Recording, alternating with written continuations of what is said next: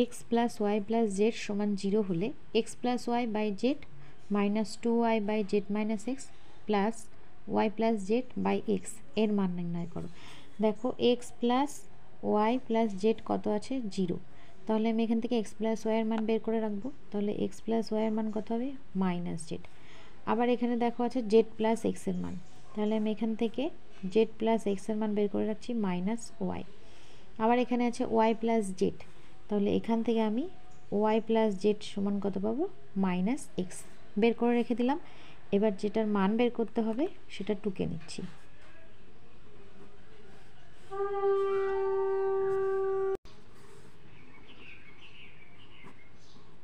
এবার মান বসিয়ে দেবো। এক্স প্লাস ওয়াইয়ের মান minus z by z minus 2y by নিচে হচ্ছে মাইনাস ওয়াই প্লাস উপর হচ্ছে মাইনাস এক্স বাই এক্স।